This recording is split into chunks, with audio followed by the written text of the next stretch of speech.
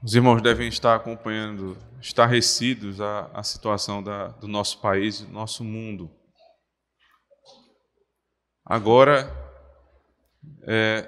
você não aponta para a pessoa, né, e aponta com o dedo de acusação para dizer para ela: veja, aqui está uma pessoa ociosa que não trabalha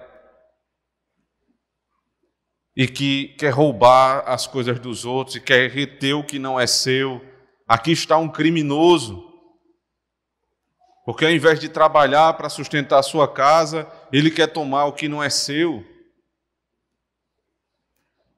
De uma hora para outra, em poucos meses, o conceito de criminoso mudou.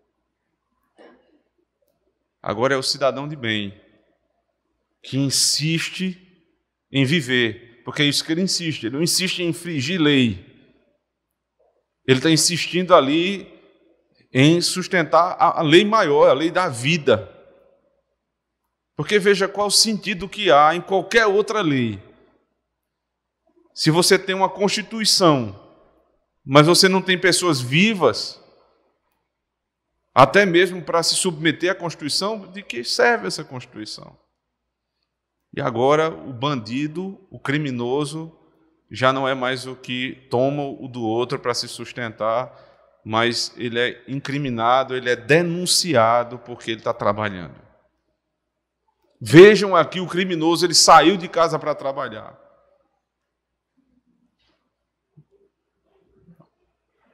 O que é que diz o decreto? Não é para ficar em casa?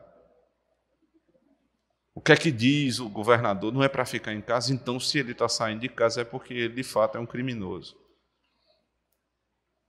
Irmãos, todo respeito às nossas autoridades, nós devemos todo respeito a elas, porque é assim que a palavra de Deus nos ensina. Mas existe uma lei superior que diz: não furtarás. Existe uma lei que diz também: lembra-te do dia de sábado. Existe uma lei que diz: não cobice. E essas leis, elas sustentam o ato, entre aspas, criminoso desse homem que sai para trabalhar. Porque o que é que nos previne da cobiça? Claro, é você mortificar a sua carne. Mas o trabalho é um grande remédio contra a cobiça, porque eu vou conseguir com o meu próprio esforço. Segundo, o que é que previne o furto? A palavra de Deus em Efésios 4, segundo as palavras do apóstolo Paulo, ele diz: aquele que furtava, não furte mais, antes trabalhe para fazer o que é bom com as suas mãos e para ajudar o necessitado. Essa é a fórmula contra o furto, contra a cobiça, contra a morte: não matarás, o assalto seguido de morte, e para a guarda do dia do Senhor. Já pensaram nisso? Só faz sentido ouvir: lembra-te do dia de descanso para o santificar, se você trabalhou 6 dias. Não tem sentido nenhum. Nós estamos aqui tratando a respeito de dia do Senhor, de tempo de descanso, de adoração, sem trabalho. Por isso, irmãos, a nossa luta, em primeiro lugar, é o culto.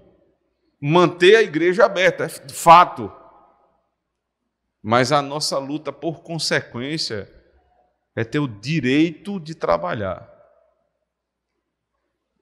E esse direito não é dado pelo Estado, tal qual o direito do culto. Se você se submeter a um pensamento no qual a origem das tuas liberdades é o governo, é o Estado, você já perdeu a discussão. A nossa Constituição é assim. Ela diz: o cidadão tem direito a, saúde, educação, cama, mesa, banho, tudo. A Constituição que emana da palavra de Deus não é o Estado que vai dizer você tem direito a. Sabe por quê? Porque quando é o Estado que diz a você que você tem direito de trabalhar, que você tem direito de ter uma casa, que você tem direito de liberdade religiosa, ora, se é ele que está te dando, o que é que faz? Qual é o motivo pelo qual ele não pode retirar? O que é que impede ele de retirar? É tanto que ele está retirando. Então, a origem das nossas liberdades não é o poder estatal. O Estado só reconhece o que o Criador nos deu. Somente. Por isso, nós suplicamos a Deus que nos dê o privilégio de cultuar e de trabalhar. E uma coisa tendo relação direta com a outra. Porque só faz sentido pensar no dia do Senhor quando eu passei 6 dias trabalhando. E eu não posso ser impedido por ninguém de cultuar, e eu também não posso ser impedido por ninguém de trabalhar.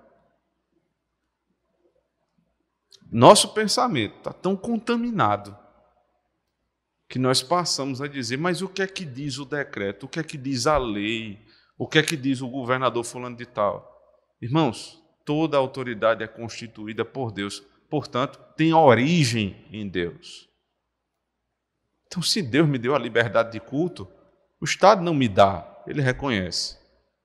Se Deus me deu a liberdade de trabalhar e uma ordem para trabalhar, o Estado só deve reconhecer. E todas as vezes que ele não reconhecer, ele está entrando numa jurisdição que Deus não lhe deu.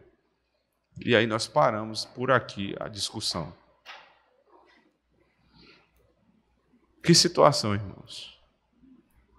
O sujeito sai de casa com suas frutinhas para vender e chega um fiscal, juntamente com 4, 5, 10 brutamontes da polícia, jogam tudo no chão e levam a banquinha daquele homem chorando. Que situação é essa que nós estamos vivendo? Quando o furto começar a campear, quando os supermercados forem saqueados, quando as casas começarem a ser invadidas, vocês vão se lembrar desta palavra.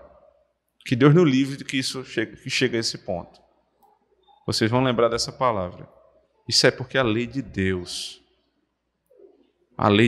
foi afrontada. Não respeitaram o 10º, não respeitaram o 8º, não respeitaram o 6º, não respeitaram o 4º, quebraram todos os mandamentos. E o fim é a desgraça do homem.